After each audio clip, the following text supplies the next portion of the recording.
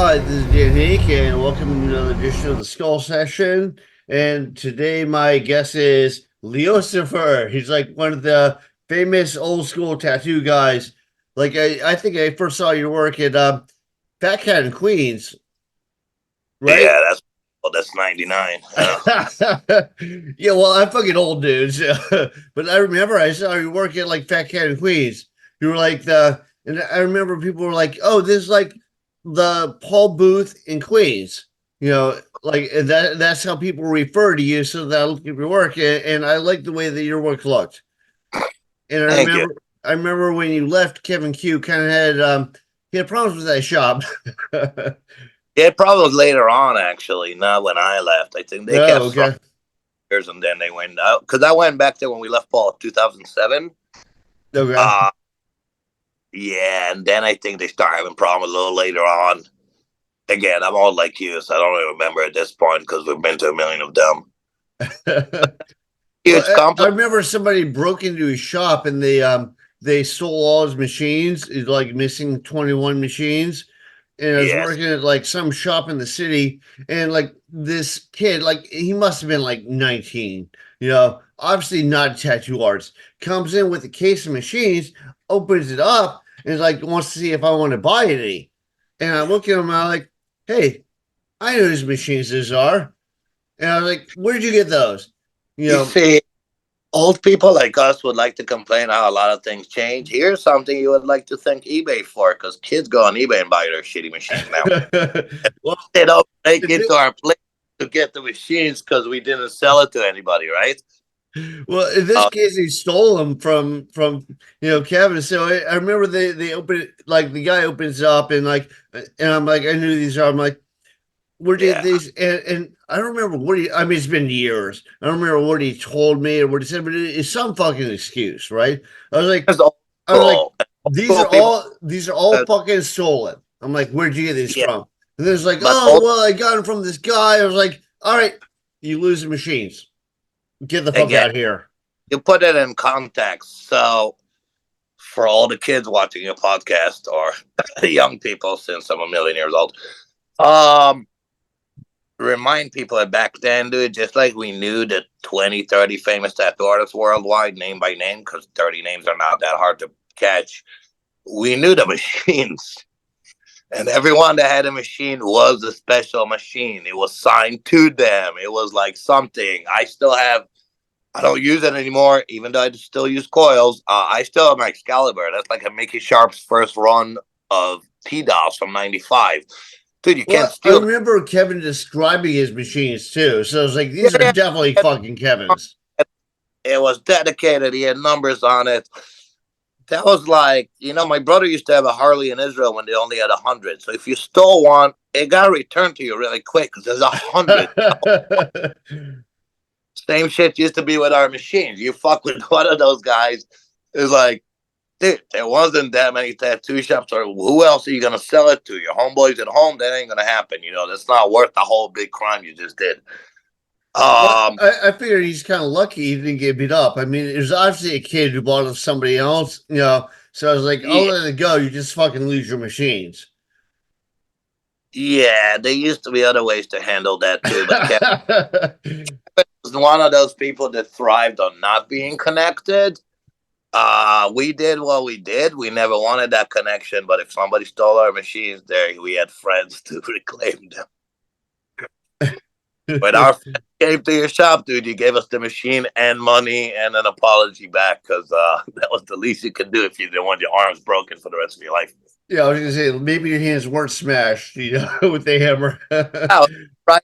Like I told you, after 47 years, and people tell me write a book, I was like, fuck it, I'll write a book. Now, I'm not sure I'll publish it, but Arctic to go through the shit with reminders of, dude, what it used to be, like growing up in a satanic scare, eras that people don't put together of the meaning of some stuff.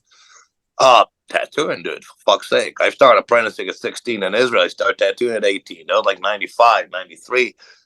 And in Israel, New York was illegal till what, 98, 99. 97. People really have no idea what we're talking about here. It's easier said than done for a kid that wants to be a gangster. Go talk to real gangsters, dude. It's not that easy and cut and dry. You know, It was way different. I mean, I sound old when I say it, but like when I moved to the city, what was going on now was not going on then. Like I lived nah. in Williamsburg when they found the dead bodies under the bridge.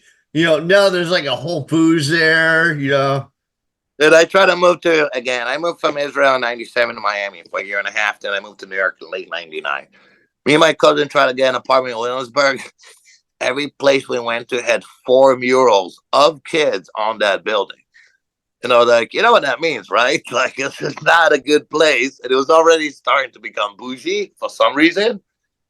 But I'm like, What yeah, where was that? Like you said 99 or 2000? I'm a skinny kid from Israel. I Right. wasn't that my tattoos and shit, but I wasn't going to go in the middle of fucking Harlem and open a shop. So Right. it was reminiscing. And I was with Kevin Q and people who grew up here, Jimmy Gestapo, a lot of people that went through. I'm like, dude, coming from Israel, don't make me a hero. You guys went through more shit than me in the 80s. It just wasn't newsworthy. But you get the whole how that worked down and how it went, especially with, again, I met Polito, I met all the guys. We had long conversations of, Yeah, Tony Polito. Yeah. yep, He's an old school legend. dude, I was just in Paris convention hanging out with Mark Mahoney. Same shit. And I Yeah. was like, No legend. Yeah. remember when we started? We were criminals. There wasn't a joke. Maybe not murderers, but we definitely were on the wrong side of the fence. I started tattooing for 2 years, 3 years. All I was getting asked, like, when are you getting a real job? I Or think that's sad are, too. Yeah, my are parents did ask me that. They're like I told them I got in like a magazine for my art. They're like, "Oh, so you gonna get a real job now?" yeah, straight up. Nowadays, people is a real job. And again, I can't be the asshole tell you my opinion, somebody's opinion. We should have stopped in a good faith after we tried for years to tell people we're not criminals, but we didn't. So now we ended up on TV. It is what it is. But same way I tell people I got my first tattoo by a biker, they're like, a biker? Why did you go to a biker? I'm like, who the fuck else was doing it? What are you talking? I'm like, do you think this was a choice? At least I got a tattoo for my money instead of just getting beat Was up he or doing it whatever. in the back of a barber shop? The back of anything. Like a barber shop or a clothing store. Like I remember when they got legalized, and like there were a lot of tattoo parlors that are there, and they just put the sign up on the window after they got legalized. And like Yeah. there are some people that opened up a shop in the back of like a store that sold leathers or whatever, and other shops were like trying to like fight them, so they have people handing out flyers to say real shops don't sell leather. You know. Oh, dude, I went got tattooed. I went to my first convention in Dunstable in England in '95. So I go and get tattooed by Bugs. And he's in Camden Market. And basically, what we have in St. Marcy, right? Like selling sunglasses and just about every fucking hot topic without being a hot topic. And there's a little sign, handmade. Like my boss was like, listen, there's gonna be a little sign, handmade, right around the MTV building. And they'll say Bugs on the floor, and then you go up the stairs. It was not paraded to anyone that that's what we're doing there. Um, and yeah, some people like to call it the good old days. Dude, everything I think it's good and bad. I'm okay with us being recognized the same way that I just started making weed now, and I can legally tell them I sell marijuana.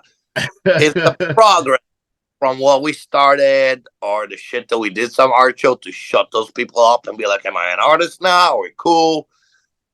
So we Well, progress. it's kind of weird. It's like I went to art school, and I remember like if you made any money off your art, you were suddenly demoted from being a serious artist to being just an illustrator.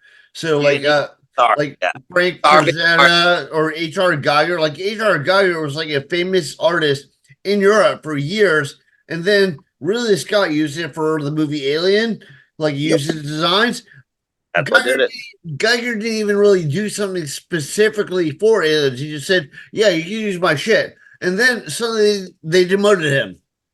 It's like they're such fucking snobs. But now, if you do like something rebellious, like tattoos, oh, you're an artist.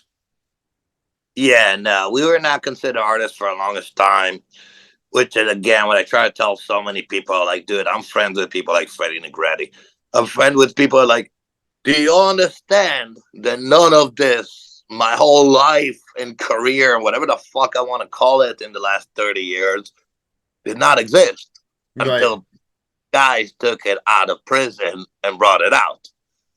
Yeah, I You talk know, to people about like the bucket of blood or like testing the sharpness of the needle in your hand, like all the old school people have like little dots on their hand from testing the needle. And they're like, it's all this. really? I'm like, dude, you have no clue.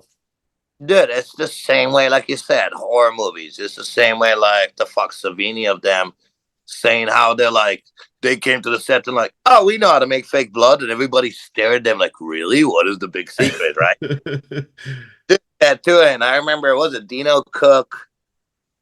First time I met her was like 97 or 98 in Richmond Convention. We're hanging out. My friend Joel was there from Miami, and he's originally from Atlanta. After a whole weekend, and Dino's a big pothead. I don't know if anymore, but he should be. So no matter how satanic I was, we got along.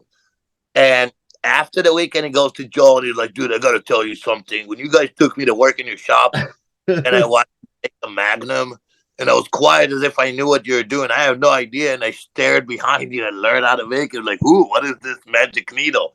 What, the mag? The mag. Yeah, I started with flats too. Yeah, the guy But apprenticed me only knew flats. He didn't even know what it, mags were. we had a thing called the grinder. He put like a 6 flat on a 7 flat. Dude, I tore off some people with that in the beginning. We I used to did do it. the thing with like the loose needles and the razor blade, and you like separate them like He is this. hard. You make Not them even on that. a needle jig, and then yeah. See this? That's Law Hardy. Nice. Nice of the round shader. That's what we did. The first 3 years was single and a 7 round. I No matter what. started with three liner was what I learned with. Like that's I was when in Europe. We did single. It's the same shit, dude. You use a yeah. three, it's stable. But no, it was the same. And dude, again, I went in '95 to that show. Did that backbeat from Shotzi, the fucking flying ace. That guy was there. Oh, I know exactly who Shotzi is. Yeah, There was back pieces from fucking Bernie Luther, full back piece, all Giger shit, yeah. all dumb. Just as good, unbelievable, right? Stuff that you're like, I was out there for 8 months. I'm like, how is this even possible? Like, I had no grasp in my head. How is this physically possible to do a whole back with one needle? Jack Rudy can do it, like a goddamn guy sitting on the mountains. It's like, it's a whole different ballgame. Well, But there's some people that can just do anything. it is, and again, dude, we've built the pyramids. I'm pretty sure we can draw and skate.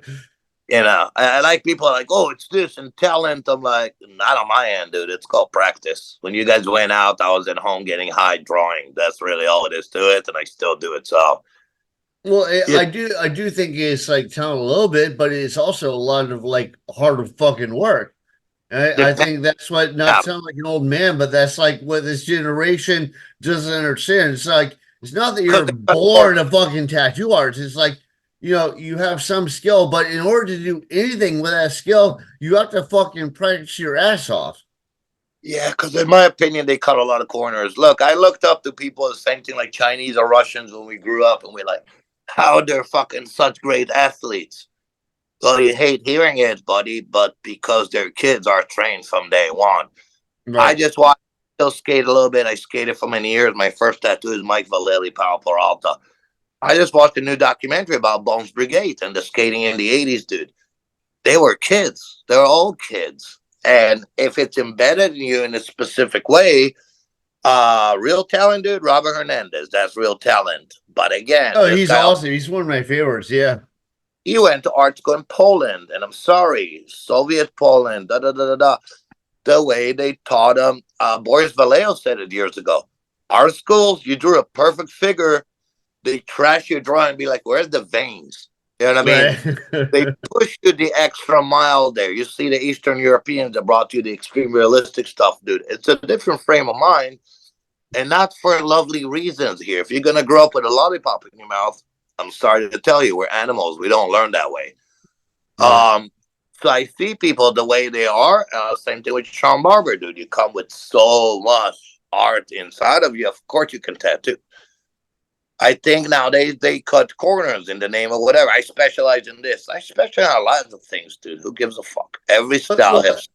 Sean Barber actually he got an apprenticeship from from Kim who was old school, who knows what the fuck she's doing. So like he learned the Yeah. right way.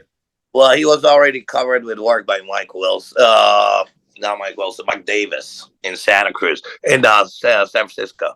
So that's his crew, all the San Francisco, all the way to fucking Grimy, right? He knew those guys. He got tattooed by them. So he was 1 foot in. But I think a lot of people now kind of focus too hard, too quick on what they specialize in. I do black work. I'm like, you do outline, dude. That's the first thing we learn how to do. You do outline. A lot of it, outline, nevertheless. I'm sorry to break your balls. I like So, what sorry to quick side note. I love what Grimy said to like Ink Master asked him to be on it, and he wrote it back. He's like, "Go fuck yourself." yeah, dude, Roman, the best master. I've said no to them for a few years, and not for nothing, dude. I Yeah. probably wish I have said yes. I don't know what to tell you anymore. I can use the work. Roman went there once. Ruben Abrego. Yep, he did one episode. Then he sat with them and be like, I have more Yeah, important. I remember that. I think that was Best Sync though, Oh, right? fuck you, and you went Yeah, home. yeah. 'Cause they wouldn't let him contact his family or whatever. He was like supposed to be isolated. I will literally sign with them tomorrow because it's all made up anyways, as we all know. I will sign with them ahead of time as long as they know I'm about to break their balls 2 episodes in. I will gladly come in the asshole that left you. Yeah, as long as we do this, then we're all in the clear. But, Yeah. I can't.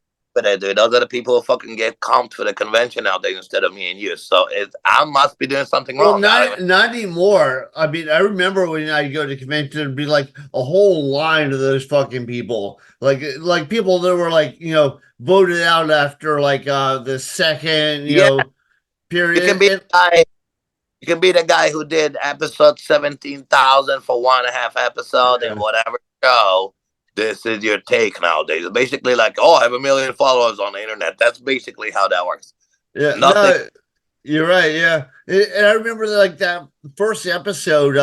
Like I forget who got a hold of me. It was like I think it was Kim. It was like some lady who was like their rep, whatever. And originally they were gonna do it like in Montauk, and they weren't gonna pay you anything. And they're like, oh, but you get all this publicity and stuff. And then, but I didn't do it because they told me like, oh, our credentials are we did the real world. I was like, yeah, get the fuck out of here, Oh, But a bunch of people that I know did it, and like that first season, and they all have horrible things to say about it. So I was like, fuck you. the fact that they made someone like Dave Navarro that doesn't have a single good dead a judge should tell you everything about it. Well, Like, I like how he's like, I've been getting tattooed more than, longer than most of you have been tattooing. It's like, you've been getting bad tattoos. dude, my friend works for EMI.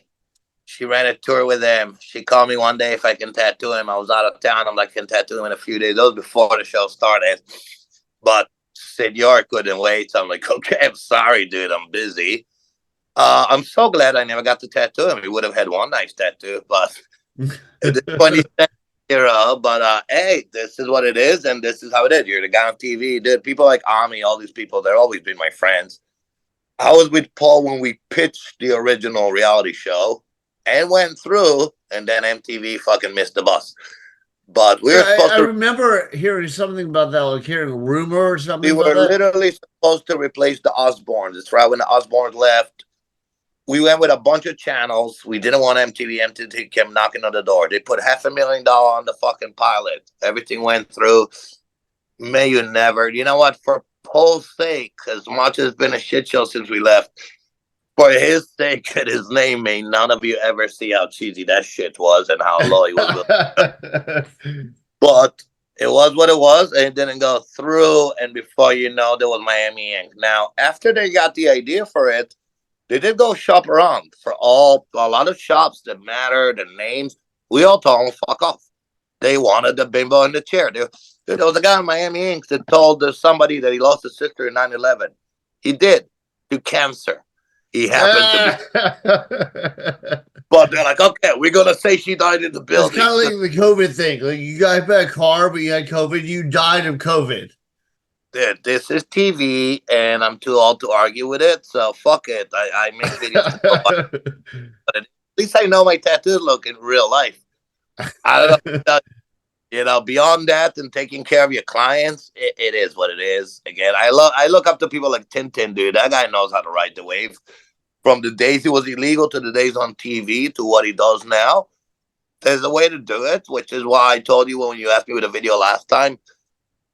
I can't be the older guy and be angry, dude. The world changes in one way or another. I try to just take care of fucking focus on what's important, which always was my clients, my work, not who I'm better at. You know what I mean? How the world works, dude. You live in a Kardashian world. Are you really surprised? Like, people know more about Kardashian than the fucking Queen of England. Are you really I know. surprised? Shallow Like, world. That's it's what like, we get. how did those people get that rich? Of all the people to get rich, they did fucking nothing. In fact, they Because there's brought a lot. down the culture. Yeah, just like drugs, enable people are enablers. Dude, I've seen people do those miniature tattoos now. I just talked to Jeremiah a year ago on his podcast about it. You've been here longer than me in the city, dude. It happens the same thing that happened in Neil Gupta's tattoo. It's gone to shit. You know how much those things are? 5 to 8 grand a day. Well, have you seen So, what Bang Bang charges? Like Bang Bang will do like a tattoo like this big, and they'll charge you like $1,500 for it. you mean Mr. Magic Hank? Yeah. Well, they tattooed Rihanna, so it's like a whole like oh, we tattooed Rihanna, so we're a big fucking deal. So You know, in 29 years of tattoos, in the whole tattoo world, which we made an industry, there's about 5 people tops that have an issue with. Bang Bang is on top of that list. So don't even start the podcast by mentioning that fucker. Fuck him. And whoever stupid enough to get it, they deserve it. That's what I mean. If people want to enable it, I was talking to my boys when Miami Ink was up and running, right? They're banging tattoos for insane price. But they're not stupid. They're old school tattooists. They knew, they go, Leor, we stand on the two different spectrum of tattoo. People come to you for your art. People come to us for the picture. It is what it is. I can't It's deny. also true. Like Dude, on some somebody TV. posted a bunch of those micro tattoos on hand, and Carlos Torres responded. He was like, "Oh, that'll be an easy cover up when that fade or when that That's not fade." cover up. That's like a Yeah. little white paper, dude. Nothing. But that's what I mean. I'm like, dude, I could have gave you like after 29 years, I still could have gave you a half sleeve for that price. But you do you. I can't argue with it. If you want your Gucci and it's worth it to you, the problem is it's not Gucci. This is like the Gucci spot. You went to Bang Bang, you might as well go to Canal and get the other Gucci, dude. That's the funny thing to me about all this. You go to convention, you see shit. Like I said, dude, I've been in New York since '99. I've seen in Neil Gupta's tattoos. What happened to them? Exactly what I thought would happen to them. As Yeah, simple as that's your medium. This is you're not a freaking magician. It's not up to you. I've had people come. They had issues with Neil. Like, I'm not gonna like talk shit about people, but I've had people that had issues with him, so they came in. I worked on them. You know, I have no, you know what? I used to have a lot more issues. You work as long as me. At one point or another in my life or career, I go full circle on this, which is why I have no issues here. Because, like I said, dude, in the world that you made Kim Kardashian a multimillionaire, and I'm sorry, Kim, for keep bringing you, but she is like the Metallica examples now for that. Um, I can't argue with society here, right? I'm not the one to let them to it or not. I might be responsible just like you for not doing enough to stop it, but this is where we're at. I don't know if you can stop the train. Like when the train starts running, The reality of it, I can do my best. I was just talking was it Pat Sinatra, just quick tattooing. So like, you know what, Pat, you and other people are always on my tongue when I speak to people. It's the least I can do to remind people what I know, where it came from, even though a lot of them don't even give a fuck nowadays. That's really all I can do. Beyond this, I cannot afford anymore to sit here like an old person and be angry at the world. There's a way to flow with it.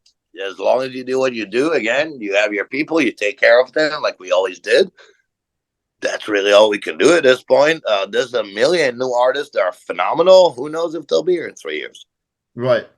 Well, It's and some like, of them they just do the awesome piece for Instagram, and then like a week later, you're like, where did that piece go? oh, they all go, dude. I still, I love tour heavily. I work with people here, like I told you. I work at Stefano's. I work at Ink for a little bit. I work with Yomiko. I'm with Hustler now. I work with enough people that matter, or enough big names, small names. I do conventions, blah blah blah. Still, so I get to hear it firsthand how that's really portrayed, even in Akron, Ohio. You know, it doesn't matter wherever the fuck I go. There's always somebody there like this. Make a big hype for it. Um, there's a way to play it. There's a way those people did it, the one way or another. You know, I can't argue with it because this is where we're at. But that doesn't mean, the days of tattoo magazines having good tattoos are gone. They're like, come on. We literally, considering Inked and other magazines, or the 2.5 that's left, we fought so hard. You're welcome, ladies, for getting the hot girl with a shitty tattoo off the cover of the magazine and parade real art. Well, check it out. With the When tramp stamp and like the fake boobs and like button implants and you suck the right judge, you also got first place. It used to be a way, and they went on both ends, so nobody get offended here. Girls did it too. I remember a convention where the Suicide Girls were the judges of Tattoo of the Day, and the only people winning were what they thought were hot guys. And like we were like I was sharing a booth with what's his fucking name? He's a Korean guy. He owned part of Tat Soul. Phil Spearman. And I was sharing a booth with him, and I remember like he did this like big complicated piece. I did this piece, and a piece of trash one. Like, I don't mind if you beat me if you did a better piece, but this piece of trash one, but it's on like a young, cute guy. And I remember like the Suicide Girls walking by and like, Phil like looks like he's all like kind of upset about it. She's like, "Oh, don't worry. Yours is good. This is just better." So everybody fucking went and complained. And like that last day, it was all tattoo artists doing the judging.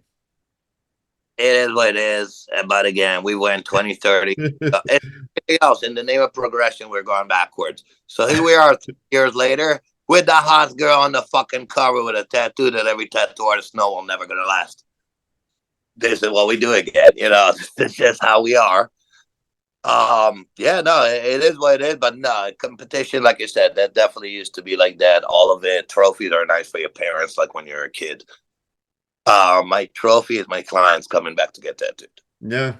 The only trophy I've ever thrived for, right? Is like, but no, what you said with the competitions, dude, once they start doing color tattoos, the color, like, and you've seen Benjamin do it, you've seen Tintin and the French guys do it, even in the 90s. But once that became big, I just stopped going to competitions because I do black and gray. It's just physically impossible that my piece will impress you nearly as much as even the shittiest fucking attempt at realistic color. Yeah, and I think we all know that black and gray holds up way better over time than in color. Yeah, that was just a little video with what's his name? For fuck's sake. With Charlie, old time Charlie, and he said just that. He's all in black and white tattoos for like back in the day, and he's like, I don't know what to tell you, dude. Black and gray lasts. It's like that. This from the 60s, the 70s. Like, yeah, that just doesn't go anywhere. Well, I remember I was doing color portraits when I first started out, and I think I was one of the first guys doing it. And I don't remember too many people doing it, but like I came from art school, so I was like, oh, I painted color, I'll tattoo in color. Those do not hold up. And I remember Joe Cap saying something to me. He's like, it looks good now, but I don't know about 5 years from now. And like, being like a snotty little punk rocker, I was like, yeah, fuck you. But 5 years later, it looked like fucking crap. So he was right. It's like 100% of the artists that did it 20, 30 years ago stopped. Do you remember that Shining piece that Benjamin did in early 2000? It was yeah on point, right? Yeah. The girl from Seattle went on one vacation to the Bahamas, and she came back with like literally 2 scratches left on her skin. The whole thing was like, color, like skin tones and all that. The whole thing left. It was like, holy crap, I've never seen a tattoo disappear so quick. That was it. Literally a weekend in the Bahamas killed that tattoo. I was like, okay. I have 4 pieces by Benjamin Moss, but they're all black and gray, and they all look great. But I've been around enough of the color artists. I don't do nearly enough color as I would like, but I just don't. I've seen again, dude. I have color pieces on me too. You just see it in front of your eyes. It is what it is. And unlike again, a lot of young people should start paying a little more attention to what a few older people tell them because they're not trying to be dicks. They're telling you something that they have physically seen on their own skin and from their own work. And there's a trick and a way to do it still. But Yeah, if you're no, not, I totally oh, agree. it's I think again, that's what I meant earlier. Like people jump the gun. Look, dude, you can do whatever and you can specialize in whatever you want. But you got to learn the rules in order to know what and how to break them correct. You want to make fancy chairs and thrones, that's lovely, but you still have to learn how to build a regular chair first. And they skip it now. You know what I mean? Yeah. I don't really need this information. I'm like, dude, every information will come in handy. From me sitting in Miami for 2 years, being taught how to do Americana by Mike Wilson and Chris Garver and all these guys and Japanese, I can still draw it because we're tattoo artists. It all comes into my work later on.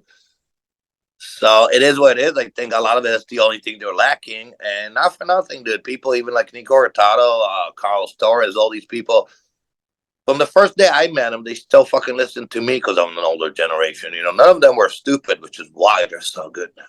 You know what I mean? None of them try to jump any gun, and they are that talented, but they Oh didn't yeah, fucking. Carlos Torres does some of the best blocking we have seen, and Nick Dude, that guy, Hurtado is one of the few guys who does like a color portrait that you know is going to stay.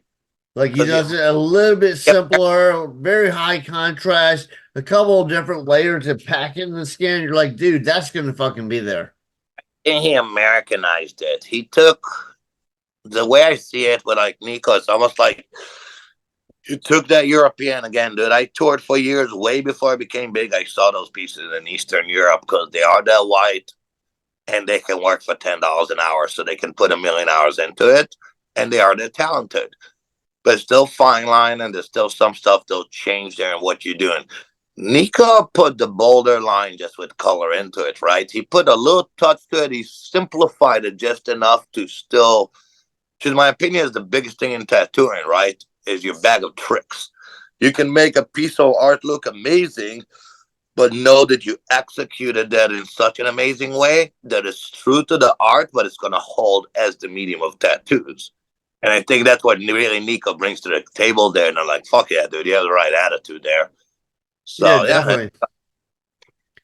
All nice. right, man. So what I think let's go over to horror for a minute.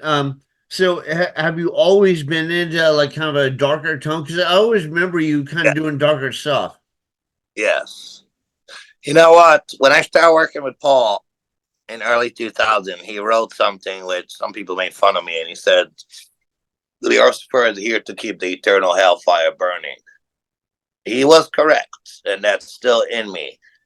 Like I told you earlier, I mean, in hindsight, when I start writing about some shit and look back at my life, growing up in Israel didn't help.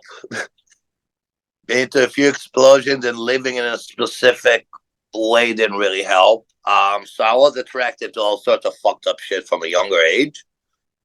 I still have night terror. I used to have nightmares when I was a kid. My mom didn't let me watch Michael Jackson's Thriller. I must have been 7 because she was afraid it'll give me nightmares, which till this very day it is. But no, it was in me to some extent. After that, dude, I've been a metalhead since I'm 11. I used to have a room full of Iron Maiden posters. Didn't know it was a band. Then my brother's friend asked which album, and I'm like, "What are you talking about?" So he gave me They're the Killer. best fucking posters though. Like all those ones that Eddie was like, Oh, talk about a fucking nice mascot, right? Like that oh guy. yeah. But yeah, no. So I was into metal from a young age, and that went quick from Maiden to DSI. That went off the fucking rails quick. I used to skate for many years, day and night. I still skate a little bit now. So I think I was always attracted a little bit more to the outcast type deal.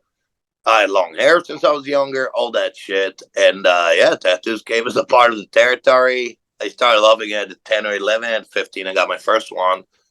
But yeah, no, as far as I can think, again, even skate friends and shit, I was a really young age and being exposed to all sorts of shit. First sci-fi I ever watched was The Alien, so that's that. But yeah, anything, dude, like Hellraiser, fucking the original Evil Dead, some of those movies. Then later on, the Italian guys. I'm a big Evil Dead fan. Oh, I cannot, dude. I'm shocked about the last one. Speaking of, I really wanted to That hate. was actually pretty good. Evil I Dead really Rising. hate it. I know, but I was like, dude, you guys did a good job there. You took Yeah, it in a no, different. exactly. Yeah. But yeah, there's a few of them that really made it for me. And again, you think in hindsight of what and how we grew up. Yeah, no, it was always horror oriented. I still meet people, not even nowadays, even years ago, if I go back to Israel and they're like, you still draw evil stuff? I'm like, yeah, I made a career out of it. They're like, really? Still listen to that music? I'm like, yeah, those bands are my friends now. They're like, well, my young brother would love you. I'm like, you're a young brother? What, you grew out of it? It's got worse and worse with the years. And at this point in my 40s, I'm totally regressing. So it's, now teenage shit. And dude, Pantera, all these bands are coming back. So, Yeah. Well, in part at least, like two of the people from Pantera are dead, but the other two members, they're touring with, like fill in, and they're basically doing the same stuff. I it's I good. I, I think the vocalist is like the biggest thing because that really creates the sound. Exactly. And that's what I keep telling people. I'm like, so, and look, I've missed Pantera for years. I was fortunate enough to see them 3 nights in a row. Got the Lemonette and all when I worked for Paul on the last tour. I understand what everybody says. Again, like I told you, I'm not even making an argument about it. That being said, dude, let's be realistic. Every schmuck in the world went to every show of anyone on Phil Anselmo's band in the last 20 years in the hope that he does one Pantera song. Right? It's the same Some of thing. his bands were fucking great though. Like Down's amazing. They're all amazing, but you know what I mean? When people look, Super Joint Ritual, I like that. Super John was amazing, actually. And Super John was a Super John Ritual on their bus, too. Those guys smoked so much weed. It was awesome. They came to town once right after they did an interview with High Times. That was a lovely, lovely weekend. But as far as I'm concerned, exactly, all these Albert did this a few years ago. Oliver, and he did a thing online of playing guitar and be like, I don't even know what the fuck he's doing. Dude, that's the thing those people bring to the table. I saw the Cavalera brothers doing Sepultura. The other singer is great, but you're Oh, is not it? back. This Yeah, is I saw them on the Mac, KSID tour. Max and all these KSID guys. Helmet with on Meantime and Ministry on Psalm 69. The all three bands were together. They're like all line up. They're awesome. But that's what I mean, exactly what you said. What this guy brings to the table, dude, his voice is unreplaceable. Yeah. The tunes, there's a lot of great musicians that can play it by now if they wanted to. His voice is what makes it real more than anything. We saw a show last year of the original guitar player of Megadeth. It did not sound like Megadeth without Dave Mustaine. It's just, you know what I mean? You're missing your main instrument. So it is what it is. But yeah, no, I'll take it. I don't care. All They're right. on so I don't want to keep you here all day. But before we go, why don't you give me a couple recommendations, like people should check out, like band wise or movie wise or anything like that. that's a rough question. Movie wise, I'm running out of shit because you know as well as I do, most movies suck nowadays. That being said, It's true. It's true, but the, occasionally something pops up. the new Dune is on in 2 weeks, and I heard it's a brutal one, so I will go see it on edibles in the theater. What is it? The new Dune? Oh yeah, Yeah, I loved I even like the David Lynch version of Dune, but I love the novel. I love the original version. You know what? It took the new version for me to understand what whatever his name, the director, put into that first one, right? How much of himself he put into David it. Lynch, yeah. Yup. And again, as an artist, dude, I understand that. And I read the novel too. I think if you like the novel, you like the new one. It's got a lot more of the true story. But dude, I'm a horror guy. I don't give a fuck about your story. I don't need some visuals. Um, yeah, new bands. I don't even know what the fuck is new bands, dude. I keep going to shows all the time. a lot of my favorite band, like Trail Dharma's Religion, releasing like new shit. A bunch of other bands from. I'm still black metal through and through. And that's usually my go-to. That's about it. Yeah, You I feel old because like I'm like none of these bands like live up to like Bolt Thor or Malevolent Creation or like any of those bands I like. It's like nobody does that shit anymore. I start tattooing Tucker. They're doing a new album, Morbid Angel. They're still kicking it. There's Well, talks about they were and one way for a long time. They did that one album that was like kind of like industrial or techno or whatever. yeah, they tried too hard. I met the guy, Seagrave. I met the artist. They did the Altar of Madness. He had a show in Inferno a few years in Norway. I was hanging out with him all weekend. It was hilarious because I get a sign print, and I'm like, "Dude, you're the man." And the whole weekend, I ripped him on the headache that he gave us tattoo artists for trying to fucking do that as a tattoo. I'm like, everybody wants to tattoo since I'm 15, and it makes a shitty tattoo, and no matter version you're doing it. So, yeah. Well, I think non-tattoo artists don't even know what like makes a good tattoo. They're like, "Oh, I like that." You're like, "Yeah, but you want it fucking, Cracker Jack size." They're like, But "Dude, it's you." what I mean. It's like a white outline done on a black circle. That works Yeah, great for the album.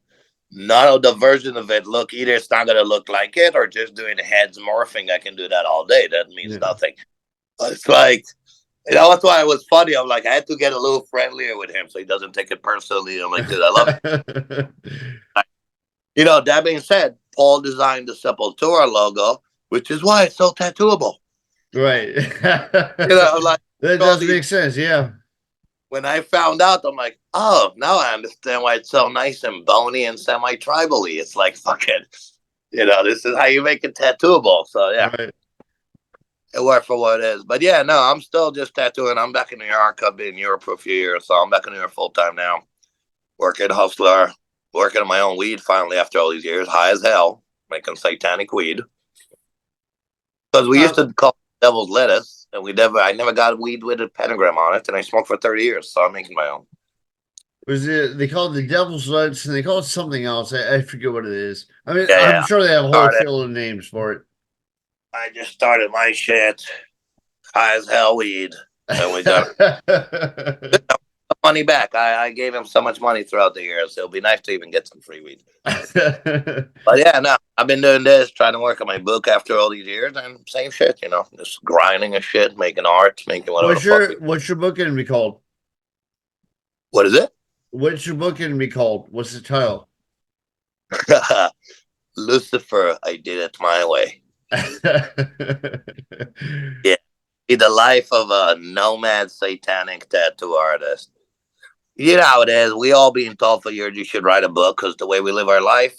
And I was like, fuck it. I have time. So I go ahead and write it. I really care. Like I said, it's not really a matter of even money. It's really cathartic. Really, really cathartic to write it and almost go back to whatever you remember of the detail, just like what you just asked me. And it's not the same old question with the same old answer we gave to a million magazines of this is how I started. Da, da, da, da. But it makes you off in thinking in other ways. I mean, you right, you know how that works. Yeah. And Well, I'm on my fifth novel, but I haven't written a biography. They're all like fictional, like apocalyptic, sci-fi horror sort of stuff. And people ask me all the time, they're like, "Oh, is this one about you?" I'm like, "No, dude. This is about something else." not for nothing. And again, what we said earlier, how shit sells now. Tell them yes. Tell them yes. Like from this planet, make up a fucking thing. Dude, I was at Alex Gray the other day. They invented a language. Who gives a fuck? Be like, yes, I'm in hell. And worst come to worst, you can be Scientology. So It's it's true, yeah. Like, yeah, trapped alien souls, giving people like all sorts of things like alcoholism. It totally fucking makes sense. Just we make up gave people shit. people I used to ask about the hole in our ears, and we like, check it out. I went to this place. Once in a while, we had a crazy story of how we went to space and came back with those things in our ears. Hey, I don't know what to tell you, dude. I'm too old to argue. Fuck it. If it's good, make it sell even more. Make them argue. No PR is bad PR, right? So Yeah. Well, I don't know. Like Jonathan Shaw wrote a book, and I think that went nowhere. You know, like there were a couple people that Jonathan, wrote. I could have told him ahead of time. I think John Shaw is the last person in the world that should have gone so serious and political with the amount of bullshit that comes behind him. He's a great guy, but at this point, there's only that much lies you can do, and nowadays you can't get away with it anymore. Right. Yeah. Or the internet that worked. I have Google to double check your shit now. Like seriously, it's like I'm sorry to tell you, but Google didn't do good for whoever was full of shit. So it is what it That's is. true. Yeah. So, all Hey, right, man. again, So, thank you for doing this. thanks for How having can me. people find you? How can they get a hold of you? How can they give you money? There is Liocifer.com. There is Liocifer underscore Infernum, if you can spell it, on Instagram. I'm everywhere, really. There is somebody that hacks my accounts that don't answer Donovan, but yeah, Liocifer Infernum is legit. And Liocifer.com, yeah, my website, that's still running. Okay, I'll put up links on the screen so everybody can see it. All right. Do you have anything else that you want to add? Like anything you want people to know about? Praise Satan. All Find people. Yeah, right. no. So, Oh, what good. I have to think that go do your shit. If COVID didn't teach you this, then I will. Go fucking live your life. Like enough sitting at home and being like angry on your computer, making plans you're never gonna make. That's we're still here. We're still alive. We're still trying to make every fucking day count. That's all you can do. Yeah. That's great advice. And too many people don't do that and they expect stuff to be handed to them on a platter. It's like, go and fucking do it yourself. They Make it don't. happen. I was told so many times I'm lucky to be Paul Booth's apprentice. I grew up in Israel, motherfucker. Moved to Miami, moved to New York, and I still did so much for anything, and I still pay my dues. None of us got handed shit, and none of us got a knock on the fucking door. We're not that miraculous. So yes, go and do. You can at least fail, but at least know that you tried. For fuck's sake, you know what I mean? And Well, yes, all the people who made it back in the day, they try like 4 or 5 different professions before they're like, okay, now I finally made it. yeah, no, it's you live and learn. And again, it's easier said than done. And dude, we didn't listen in our 20s. So I don't expect 20-year-old to listen to us. Don't Right. get me wrong. But if the least, at least go and do it. At least don't fucking do it. 20-year-olds now, if we go to convention, 20-year-old tell me they got to go and get their sleep because they got to work tomorrow when I still close the I bar. know it. Remember when we all used to hang out? We go down to dinner. You hang out at the bar. It'd be like 2 or 3 in the morning. Bob Terrell was still doing shots. Yeah, if you don't want to do this, stay at home. If at least stop, it's kind of like a straight edge thing. You don't have to do one thing or another. You also don't have to stand against it. You do right. This is like it's like the masks and everything else we did in COVID. Yeah, we could respect one side, the other side never respect the other one. I'm like, dude, it's a two-way road. Seriously. So you do Yeah. whatever is good for you, but learn to understand that some people will not agree with you, and there's no reason to get offended about it. This is just how it works, and you can move along. There's plenty of us. Yeah, no, So that's the way the world should be. should be, yeah. That's never gonna happen. But hey, whatever. All I said, right, man. Well, like I said, thank you for doing this. Thanks for talking with me.